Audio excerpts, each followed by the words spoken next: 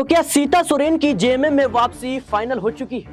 क्या सीता सोरेन भारतीय जनता पार्टी से तंग आ चुकी है? क्या सीता सोरेन अपने राजनीतिक भविष्य को बचाने के लिए जेएमएम में शामिल होने का फैसला कर लिया है? क्या सीता सोरेन भारतीय जनता पार्टी का साथ छोड़ देंगे? जी हां दर्शकों, आपने सही सुना।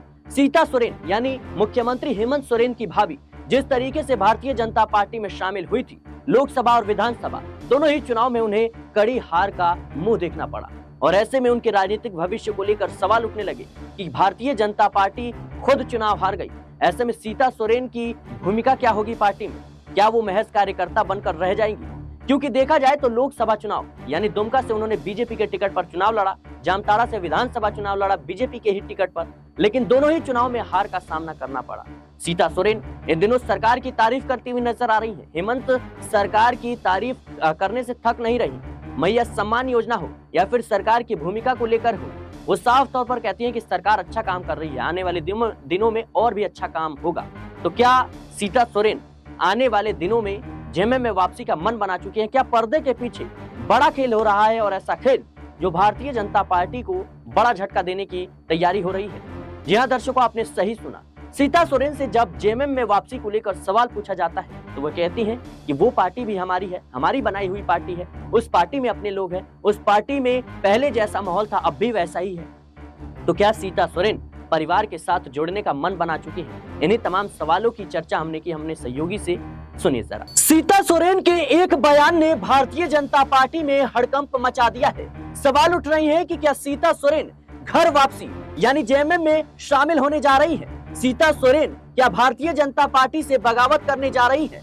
दर्शकों, सीता सोरेन का ऐसा बयान सामने आया है जिसने कई सवाल खड़े कर दिए हैं। आपको बता दें कि मीडिया से बातचीत के दौरान हेमंत सरकार की सीता सोरेन ने जमकर तारीफ की। इसके अलावा उन्होंने कहा कि झामुमो के नेतृत्व में गठित इंडिया गठबंधन की सरकार राज्य में बेहतर काम कर रही है। सीता सोरेन के इस बयान पर झामुमो नेता मिथिलेश ठाकुर भी उनकी घर वापसी का स्वागत करने के बात कह रहे हैं। आपको बता दें कि जिस तरीके से भाजपा नेत्री सीता सोरेन ने राज्य सरकार द्वारा चलाई जा रही योजनाओं की सराहना करते हुए कहा कि सरकार सभी क्षेत्र पर विशेष ध्यान दे रही है। सीता सोरेन ने राज्य सरकार की महत्वाकांक्षी मुख्यमंत्री मैया सम्मान योजना को भी लोकप्रिय बताया। बता दें कि सीता सोरेन का यह बयान ऐसे समय पर आया है जब भारतीय जनता पार्टी में नेता प्रतिपक्ष का चुनाव हो गया है और बाबूलाल मरांडी को एक बार फिर से नेता प्रतिपक्ष की कुर्सी सौंप दी गई है। बड़ा सवाल यह है कि क्या अपनी स्थिति को देखते हुए सीता सोरेन अब घर वापसी करना चाहती हैं? सीता सोरेन ने हाथ पैर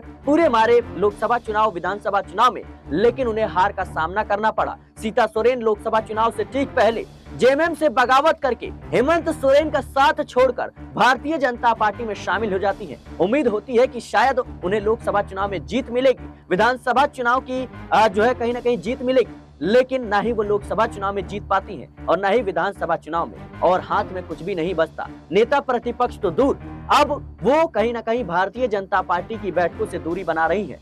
हाल ही में एक सीता सोरेन का ऐसा बयान सामने आया था जिसने बीजेपी के होश उड़ा दिए थे।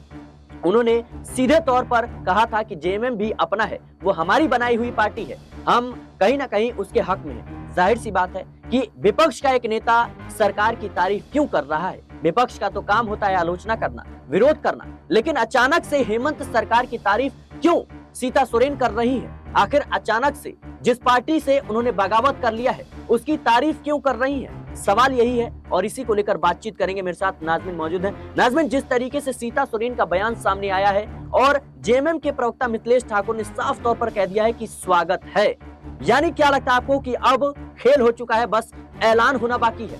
देखिए, लोकसभा चुनाव से पहले सीता सोरेन भारतीय जनता पार्टी में आती हैं और लोकसभा का चुनाव भी वो दुमका से शायद वो लड़ती हैं और हार का सामना उन्हें लोकसभा में करना पड़ता है।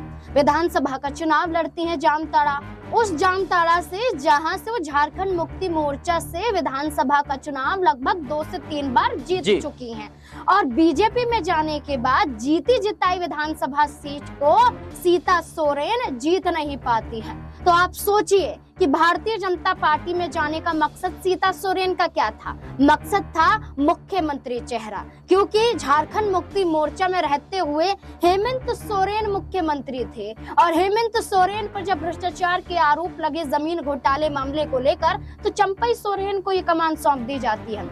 जिससे नाराज सीता सोरेन का ये कहना है कि वो ना सिर्फ परिवार का बल्कि वो परिवार की बड़ी बहू भी हैं और साथ ही साथ राजनीतिक तौर पर उतनी ही महत्वाकांक्षा उनके पास भी है जितनी हेमंत सोरेन कल्पना सोरेन की है। अब सीता सोरेन को मुख्यमंत्री के लिए झारखंड मुक्ति मोर्चा ने आगे नहीं किया, चंपई सोरेन मुख्यमंत्री बन गए। यही बात सीता सोरेन को खल गई और बीजेपी में वो चली गई इस उम्मीद से कि बीजेपी उन्हें सीएम चेहरा घोषित कर देगी। लेकिन देखिए, विधानसभा चुनाव में तो चंपई सोरेन तक को सीएम चेहरा नहीं बनाया बीजेपी ने, तो सीता सोरेन तो दूर की बात है। और आप ये देखिए कि हमने चुनाव परिणाम के बाद, विधानसभा चुनाव परिणाम के बाद जामताड़ा में जब वो काउंटिंग के दौरान उनकी बेटियां वहां पर मौजूद होती हैं, तो उनकी बेटियों के साथ कांग्रेस पार्टी के उम्मीदवार किस तरीके से हूटिंग करते हुए नजर आते हैं, कांग्रेस समर्थक हूटिंग करते हुए नजर आते हैं, छेड़छाड़ करते हुए दिखाई देते हैं। उस दौरान सीता सोरेन का समर्थन बीजेपी में से किसी ने नहीं किया, बल्कि झारखंड मुक्ति मोर्चा से समर्थन मिलता हुआ नजर आया और ये कहा कि ऐसा मामला आएगा तो बर्दाश्त नहीं किया जाएगा, बेटियों की रक्षा के साथ खिलवाड़ नहीं हो सकता। तो अब देखिए, बीजेपी क्या है, सिर्फ यूज एंड थ्रो के जरिए इन चेहरों का इस्तेमाल। लेकिन नाज़मीन, जिस तरीके से सीता सोरेन का यह बयान सामने आया है, उन्होंने हेमंत सरकार की तारीफ की और उन्होंने कहा कि सरकार सभी क्षेत्र के लोगों का विशेष ध्यान रख रही है, ध्यान दे रही है। क्या लगता है आपको कि वो जेएमएम में वापसी को तैयार हैं? क्योंकि मिथिलेश ठाकुर ने साफ तौर पर कह दिया ट्विटर पर कि स्वागत है, यानी स्वागत की तैयारी चल रही है। क्या लगता है कि वो उपचुनाव भी किसी सीट से लड़ सकती हैं और उन्हें मंत्री भी बनाया जा सकता है? देखिए, आपने शुरुआत में मैया सम्मान योजना का जिक्र किया, झारखंड मुक्ति मोर्चा की महत्वपूर्ण योजनाओं में से मानी जाती है। क्यों? क्योंकि अन्य राज्यों में भी मैया यानी कि महिलाओं के सम्मान को लेकर, माताओं के सम्मान को लेकर कई योजनाएं चलाई जाती हैं। मध्य प्रदेश में लाडली बहना योजना है, महाराष्ट्र में हमारी लाडली बहना योजना नजर आती है, दिल्ली में महिला सम्मान योजना देखने को मिलती है। इसके अलावा अन्य राज्यों में आप देख लेंगे कि महिलाओं के सम्मान में योजना चलाई जाती है और इसी के बलबूते पर चुनाव जीता जाता है। और झारखंड में भी झारखंड मुक्ति मोर्चा महिलाओं के सम्मान के साथ ही चुनाव जीत पाई है। और आज की डेट में अगर हम बात करें तो मैया सम्मान योजनाओं को लेकर जो महिला बाल विकास मंत्रालय है, इसकी जिम्मेदारी हेमंत सोरेन ने ना तो किसी महिला चेहरे को और ना ही किसी विधायक को सौंपी है। तो क्या लगता है आपको कि ये जिम्मेदारी सीता सोरेन को मिल सकती है? क्या लगता है? देखिए, यही बात मैं कह रही हूँ कि हेमंत सोरेन ने ये जिम्मेदारी अपने पास रखी हुई है। क्या इस बात का अंदाजा था उन्हें कि आने वाले समय में जो नाराज हुए थे पार्टी से, जो परिवार से नाराज हुए थे, क्या वही परिवार वाले झारखंड मुक्ति मोर्चा में वापसी करते हुए नजर आएंगे? चंपई सोरेन को तो झारखंड मुक्ति मोर्चा के प्रवक्ता ने ये तक कह दिया था कि वो हमारे दादा समान है, हम उनका सम्मान करते हैं। अब सीता सोरेन को लेकर कहा था कि वो तो हमारे परिवार की बहू हैं, हम तो उनका आशीर्वाद चाहते हैं। अब सीता सोरेन का राज्य सरकार की तारीफ करना और ये कह देना कि झारखंड मुक्ति मोर्चा के नेतृत्व में इंडिया गठबंधन की जो सरकार मौजूद है वो बेहतर काम कर रही है, मैया सम्मान योजना पर बेहतर काम कर रही है, तो आप अंदाजा लगा सकते हैं गलती का एहसास हो रहा है। और इस गलती का एहसास तभी होता है जब चोट खाई होती है। नाज़मीन, माना यह भी जा रहा है कि इस बात की शुरुआत वहां से हुई जब शिबू सोरेन का जन्मदिन था और सीता सोरेन अपनी बेटियों के साथ परिवार से मिलने पहुंची। इस दौरान ये पूरा मामला जो है इसको लेकर के चर्चा हुआ और फिर बात बनती हुई नजर आई और उस दौरान से ही लगातार कयास लगाए जाने लगे। भारतीय जनता पार्टी की बैठकों से सीता सोरेन जो है विधानसभा चुनाव के बाद से ही दूरी बना रही हैं और कहीं ना कहीं जिस तरीके से उनका रवैया है ये दर्शाता है कि वो जेएमएम में वापसी को पूरी तरीके से तैयार है और जेएमएम भी खुद तैयार है। जिस तरीके से मिथिलेश ठाकुर ने इससे पहले जेएमएम के जो प्रवक्ता थे उन्होंने भी कहीं ना कहीं स्वागत की बात कही थी। तो क्या लगता है आपको कि अब कहीं ना कहीं ये जो पूरा मामला है इसको देखते हुए बीजेपी को अब सीता सोरेन छोड़ने जा रही है? देखिए, बीजेपी अब नेता प्रतिपक्ष का भी चुनाव कर लेती है। बीजेपी के पास झारखंड में क्या मौका है? सिर्फ सत्ता पक्ष की आलोचना करने को लेकर। और सीता सोरेन है कि आलोचना करने के बजाय तारीफों के पुल बांध रही है। आपने सही कहा, ऐसे समय जी। पर जब सदन की कार्यवाही शुरू हो चुकी है, बजट सत्र चल रहा है तमाम राज्यों में, तो झारखंड में भी नेता प्रतिपक्ष का चुनाव, बाबूलाल जी। मरांडी को यहाँ पर नेता प्रतिपक्ष बना दिया जाता है। चंपई सोरेन का भी तो अपमान हो रहा है। चंपई सोरेन को कौन सा सम्मान मिल गया और सीता सोरेन को भी सम्मान नहीं मिल रहा है। तो आप अंदाजा लगा सकते हैं इन सभी बातों से कि भारतीय जनता पार्टी अब सिर्फ और सिर्फ इंतजार कर रही है। जी। इस इंतजार में सीता सोरेन बीजेपी से जाती हैं तो भी बीजेपी की मुश्किलें और भी ज्यादा बढ़ेंगी। विधानसभा चुनाव में भी बढ़ी थी और विधानसभा चुनाव के परिणाम के बाद भी बढ़ी हैं और इसके बाद भी बढ़ती हुई नजर आ सकती हैं।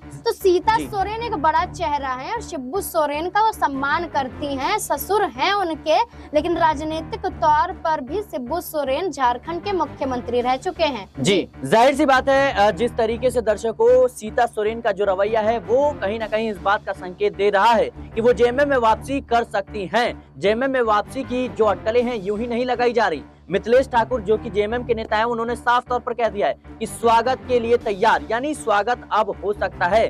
देखना होगा कि जो महत्वपूर्ण विभाग खाली हैं, जो महत्वपूर्ण विभाग हेमंत सोरेन ने बचा कर रखे हैं, खास तौर पर महिलाओं को लेकर के, क्या वो सीता सोरेन को मिलेगा? बड़ा सवाल ये है। फिलहाल के लिए इस रिपोर्ट में इतना ही। देश और दुनिया की तमाम खबरों के लिए बने रहें नेक्स्ट टाइम न्यूज के साथ।